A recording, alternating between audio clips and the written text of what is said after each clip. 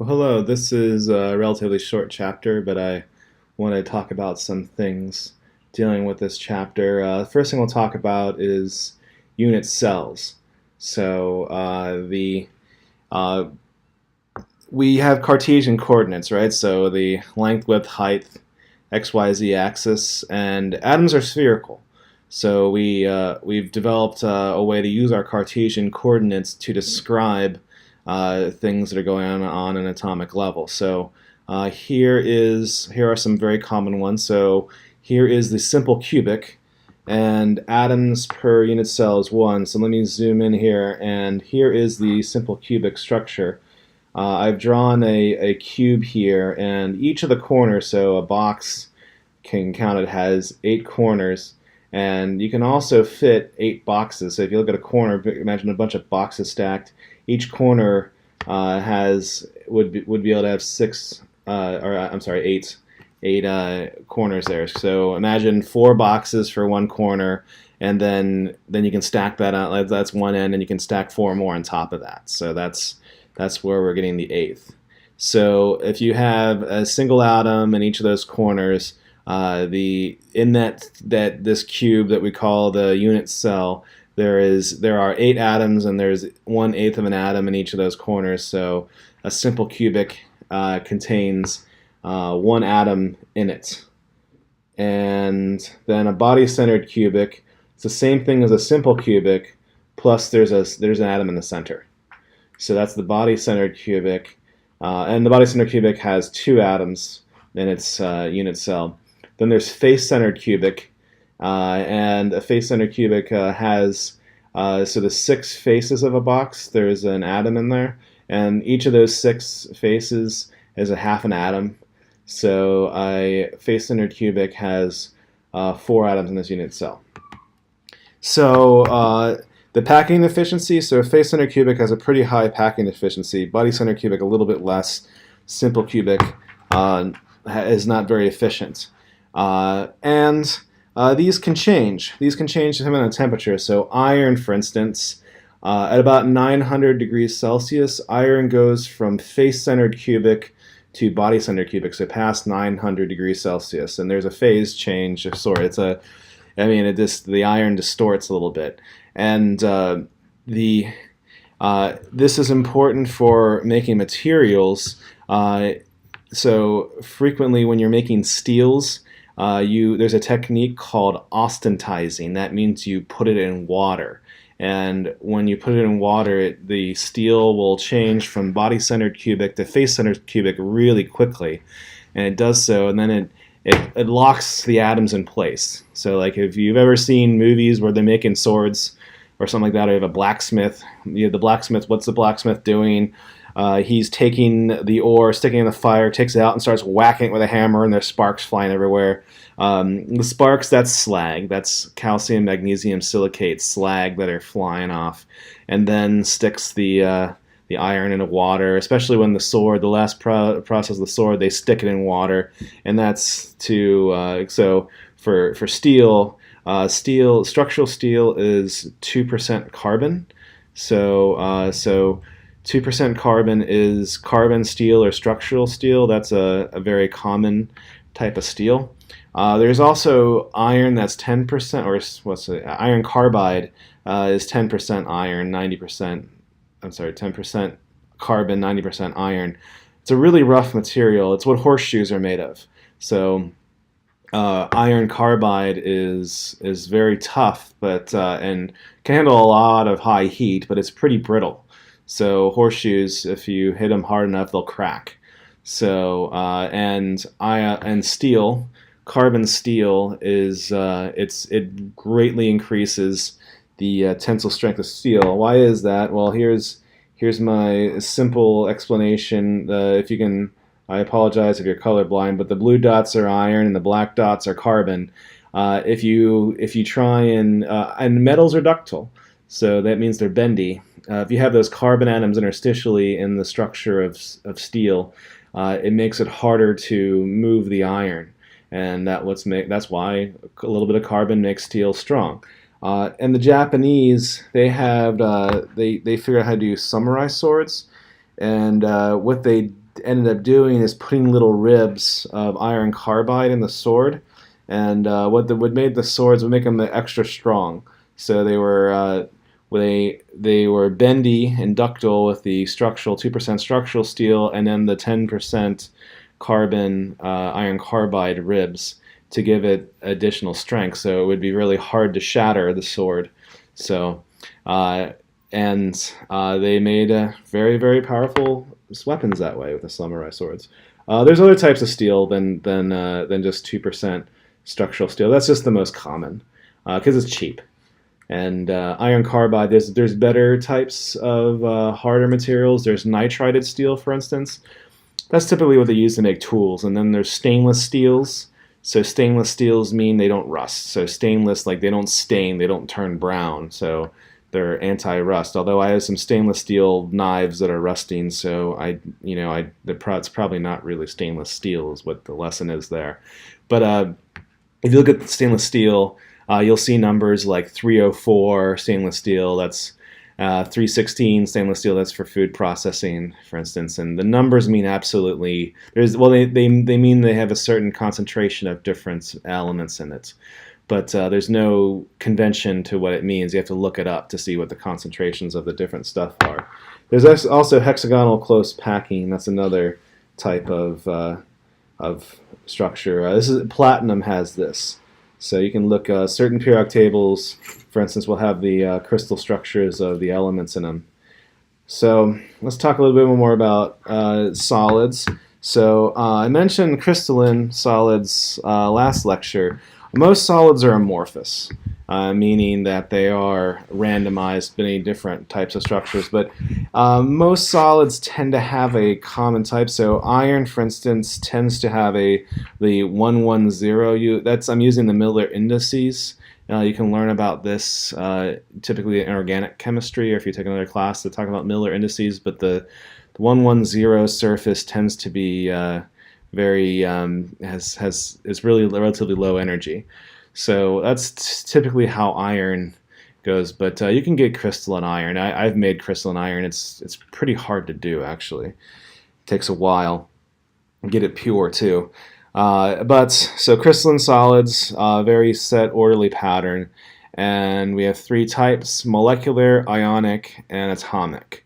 So let's start with molecular. So these are things that are made of molecules, and these tend to have really low melting points. And we talked about this in the last chapter about the intermolecular forces. So water ice, for instance, this has a relatively low melting point. Compare it to something like salt or steel, right? Ice has a pretty low melting point. Ionic solids. So like salts, like salt, sodium chloride, and another salt, or another ionic solid. So like rust, iron oxide. Has anyone ever seen iron oxide rust? I never have, or melt. I'm sorry, iron oxide melt. I have not personally. These have very high melting points. So let's go to atomic solids. So there's non-bonding, metallic, and covalent networked. So non-bonding, this is something like the noble gases. So xenon, for instance, solid xenon. These have extremely low melting points. And I mentioned helium may not even really have a liquid or solid state. So that's debatable. Metallic bonding, these have variable. So held together by metallic bonds, these have variable melting points. So you can have ones that have really low melting points like mercury and cesium. Those have really low melting points. And you can have ones that have really high melting points like tantalum or thorium or platinum. Those have really, really high melting points. And there's everything in between. So, I mean, zinc and tin, lead, you can melt that on your stovetop if you wanted to. Then iron, you can't melt on your stovetop. So, there's no rhyme or reason for this. There is, but there's no periodic trend. There's nothing you can say, this is the reason why based off the periodic table. I mean, we've actually modeled this very well using something called density functional theory, and we can calculate this out very, very well. Then network covalent. These are things held together by covalent bonds. So diamond, for instance, a diamond is network covalent, and these tend to have very high melting points. So quartz here shows quartz, the silicon dioxide. The idea is the SiO4 tetrahedron, but overall, this is something where geology and chemistry argue about. The unit cell has two oxygens to one silicon, but this whole structure is a tetrahedron where there's a silicon surrounded by 4 oxygens. So we argue back and forth who's right, but of course we're both right. So it's kind of a stupid argument. Okay, so I thought this was an interesting thing to mention. So here's benzene and toluene. So benzene, very smelly stuff. I say toluene too. Toluene smells really good. If you ever smelled like cement glue or something like that, and it smells really good. That's what you're smelling is toluene. But due to this methyl group sticking out from the benzene, the aromatic ring there. And it gets in the way, and it makes the melting point. It changes the melting point. The benzene can stack very efficiently with its honeycomb structure, its 6-membered structure. But toluene, because it's got that kink in the structure, so the benzene has this honeycomb structure that it's really easy to stack a bunch of them on. But toluene has the honeycomb with the kind of the arm sticking out of it, and that gets in the way. And this is one of the exceptions to the rules as far as the melting points, the stuff we talked about last chapter. You don't have to know the exceptions, but it's interesting to see. And you notice chemistry, we always talk about rules, and there's exceptions to rules and exceptions to the rules. Chemistry is an observational science. I'm only reporting what we've learned. Okay, and let's talk about materials a little bit more. If you remember, we're talking about molecular orbital theory. So you can have a lithium atom, and then the lithium atom, two atoms can form bonding and anti-bonding orbitals.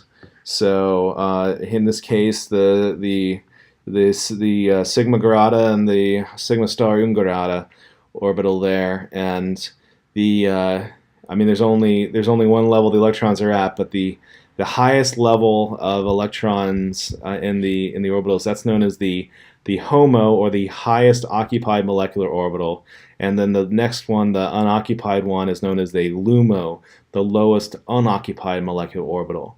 So as more and more atoms get together, you can form more and more types of molecular orbitals, and then you get to the bulk material, and where you have the occupied orbitals known as the valence band, and then the empty orbitals, those are known as the conduction band. And for a conductor, the empty orbitals are the conduction band is touching the valence band, and the highest level where the electrons are at, that's known as the Fermi level. So this is a conductor. If you have your valence band here and then the conduction band up here, this is known as an insulator. So something like a diamond is an insulator. Right? We humans, we're insulators. And we can conduct electricity. So humans, we can conduct electricity, but there has to be a potential of about 60 volts for us to be able to conduct electricity. So we're considered insulators. So metals, they conduct. They just conduct. They don't need to add a potential to them. They will just conduct electricity. Then there's the in-between state we call semiconductors. So where they don't conduct. Just sitting there, they're insulators, but they have a relatively small amount of energy that they can go up to conduct. And for silicon, for instance, the conduction band is 5 volts. So we humans, we're insulators at 60 volts, and silicon is a sort of conductor, semiconductor, 5 volts.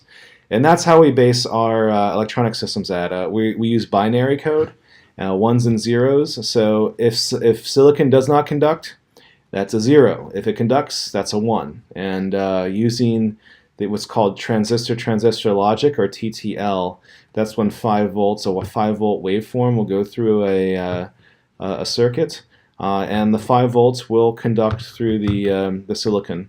And that's your yes, that's your 1. And the not conduct, that's the 0. And we use that to base, in the simplified version, that's what all our computer codes are based off, our bank passwords, our nuclear missile codes, what runs my MacBook Pro and my iPad and my cell phone. It's all based off of that 5-volt band gap of silicon. But anyways, let's go back to talk about lithium. And it would work for silicon too. So silicon would have the HOMO and the LUMO, the highest occupied molecular orbital, lowest unoccupied molecular orbital. And as it grows, we get more states, more lines, more energy levels possible. And we have this in-between state. This in-between state we call quantum dots. And the material starts to act kind of like there's these bands of energies that form. It's kind of like the bulk, but not really. We're trying to figure out how this works. And one of the issues is that our transistors in our computer systems, we can't make them any smaller, because now if you make them smaller, they start acting, they're quantum dots now, and it changes the physics, changes the chemistry. And we're just not ready to deal with that yet. So what we're doing instead, maybe you've noticed, instead of having new processors, now we have like quad core and 8 core, and soon I guess it'll be 16 and 32 core. It's because we can't make the transistors any smaller, because they're quantum dots now and they behave differently. So we're changing the way that we do our computer processing based off of this in-between state. And like I said, we're still figuring it out. So we'll see what happens with this. Maybe we'll move away from silicon and move to a different material soon. Who knows? So, but that's where we're at right now in understanding the difference between the. Oh, and I mentioned this here already about the different types of band gaps. So, and the last thing to talk about is polymers. So, and this is more chemistry and society kind of things. We have talk about 2 types here: addition polymers and condensation polymers. There's many more. But addition polymers, these just you have a simple molecule like ethylene. Ethylene is ethene. It's this molecule.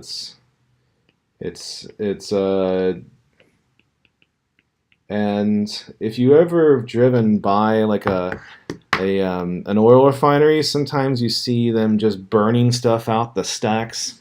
What they're typically burning is ethylene. You'll see this in Gary, Indiana, for instance. If you ever driven by there, it's like driving through hell, especially at night. You'll see these flames coming out of there. You can smell the sulfur. Same thing in Toronto, in Canada. You drive by there and you see these flames and the sulfur smell. They're just burning the ethylene and not cleaning up the sulfur. So that's. But you can collect ethylene and you can make polyethylene, which by a polymerization reaction, you just form a straight chain hydrocarbon. So the hydrocarbon here, and you can get these really large molecules, like on the order of like 1,000 carbons in length, and or more. And the most common plastic is polyethylene, and almost everything's made of polyethylene. I mean, my cell phone cover, polyethylene. They blend plastic bags here on Maui, but plastic bags are typically polyethylene. Milk jugs, polyethylene. A lot of the single-use plastics, these are polyethylene. It's just cheap and easy to make. And there's also 2 types. There's low-density polyethylene and high-density polyethylene. So, and I should back up. Plastic, the definition of a plastic is something that is moldable when it's molten. So that you could say that like candle wax is plastic, or metals are also plastic, but we don't typically call them plastic, although you could refer to them technically as plastic, but usually when we say the word plastic, we mean synthetic polymer plastic. So, but there, polyethylene, very common. Addition polymer, it just grows. And then polypropylene is another one. We use it for a little bit more sturdy materials for polypropylene. And then polystyrene. Here's another one, another addition polymer. You can see it's very similar to polyethylene. So and there's just another. So polypropylene just has a methyl group in one of the ends, and polystyrene has a phenyl group on there. You can learn some of these words if you want in organic chemistry, but this has so things like insulation and styrofoam, right? So styrofoam containers, that's made from polystyrene. And polyvinyl chloride, so PVC is what's more that's PVC. Maybe the vinyl records, those are made from polyvinyl chloride. And so the white pipes, the PVC pipes, that's what it's made of, polyvinyl chloride. And there's others. There's polyacrylonitrile. That's typically what carpets are made of, and yarn. Or some yarns are made with that. I mean, you can get wool yarn or like yak yarn, but if you want the synthetic yarn, it's usually polyacrylonitrile. It has a cyano group attached to it. There's also cases where you have two chlorines. Saran. Saran has two chlorines on it, so like for saran wrap, for instance. So there's many more addition polymers, and we use quite a bit of plastics in our everyday life. And mention also condensation polymers. So we only have 3 on this list, but there is, of course, a condensation polymer that you're literally staring at with me. Your skin. Proteins are condensation polymers. A condensation polymer. So an addition polymer when the item polymerizes. Oh, I should mention another addition polymer. Teflon. Teflon is just like polyethylene, but has fluorine instead of hydrogen. So Teflon is another addition polymer, very commonly used. But when addition polymers, they just grow. Condensation polymers, when they come together, a molecule pops off, and that molecule for condensation polymers is water. And if you know your biology, when you have 2 amino acids come together to form proteins, water pops off. And likewise in digestion, when we digest proteins, water is added across the proteins, and adding water to it will break protein into its amino acids. So then we can use those. So polyurethane here. So foam. So the foam that's in there. So in your shoes, the bounciness of your shoes, that's from the polyurethane. And polyethylene terephthalate, also known as PET, P-E-T or P-E-T-E. I think of this, it's what's usually in soda bottles. There are some water bottles have polyethylene in them, but many of them also have PET, so PTE, so polyester. It's also used for clothing, right? So think of Austin Powers there and his polyester. But one thing, and nylon, look, there's another one, nylon, and there's different types of nylon. These are nylon 6-6, so that's used for things, and there's different, like I mentioned, different types of nylon. There's like Nomax, and it's a higher temperature. You can use that, like firefighters use that as part of their heat shielding. Also, bulletproof vests are made of nylon, and nylon is closest of all the synthetic polymers. Nylon is closest to the way that skin is, and well, at least biological proteins. And be careful about having clothing that's synthetic polymers. They melt. So so if you're around something that's hot and you have polyester or nylon, and like I hope this fad goes away soon, but jeggings, the jean leggings, like be very careful if you're around that with a campfire or a Bunsen burner or something. Like that thing catches on fire, it's gonna burn, it's gonna melt. It's going to hurt you. It's going to really give you a bad burn. So I try to look out for my students. So don't wear jeggings to lab, please. Okay, so that's it for this chapter. There isn't much to it, but I did want to spend some time talking about things. Also, it's interesting because we use this stuff. Chemistry is useful. So I will see you for the next chapter.